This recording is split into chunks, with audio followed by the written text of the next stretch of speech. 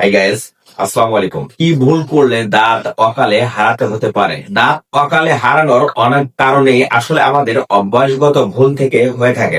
আসলে আজকে আমরা দেখি যে সকল ভুল করলে দাঁত অকালে ফেলে দিতে হতে পারে। যে সকল ভুলগুলো দাঁত অকালে হারাতে সাহায্য করে বা অকালে হারায়, সে কারণগুলো হলো দাঁত ব্রাশ না করা বা ভুলভাবে দাঁত ব্রাশ করা। দিনে অন্তত 2 বার সকালে ও রাতে ব্রাশ না করলে দাঁত পোকা লাগে বা ক্যাভিটিতে আক্রান্ত হয়।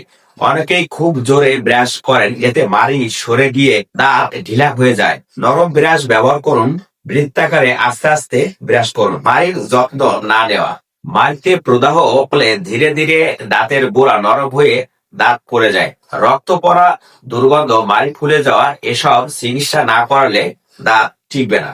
ছোট গর্তকে অবহেলা করলে তা ধীরে ধীরে রোগ পর্যন্ত পৌঁছে যায়। শেষ পর্যন্ত দাঁত বাঁচানো যায় না, তুলতে হয়। অতিরিক্ত মিষ্টি বা কোমল পানীয়, ফাস্টফুড খাওয়া, চিনি, কোলা, চকলেট দাঁতের উপর অ্যাসিড তৈরি করে দাঁত ক্ষয় করে। নিয়মিত খেলে দাঁত দুর্বল হয়ে যায়। মিষ্টি বা কোমল পানীয় খাওয়ার পর মুখে ভালো করে কুলকুচি করুন। দাঁত দিয়ে শক্ত কিছু কামড়ানো, বোতল খোলা, কলম কামড়ানো, বরফ কামড়ানো, এগুলো দাঁত ফাটিয়ে দেয়। ধীরে ধীরে দাঁত ভেঙে বা নড়ে গিয়ে হারাতে হয়। ধূমপান, তামাক, জর্দা ও গুল ব্যবহারে মাড়ি ও হাড় নষ্ট হয়ে করে দেয়। মুখের দুর্গন্ধ, ক্যান্সার, দাঁত পড়ে যাওয়া সব ঝুঁকি বাড়ায়। বছরে অন্তত একবার দাঁতের চেক আপ না করলে লুকানো সমস্যা ধরা পড়ে না, যেগুলো প্রথমে ঠিক করা যেত, পরে দাঁত তোলার মতো অবস্থা পড়ে যায়। সহজে প্রতিকার: দিনে 2 বার ব্রাশ করুন, মাউথওয়াশ ও ডেন্টাল ফ্লাস ব্যবহার করুন। তো থাকুন।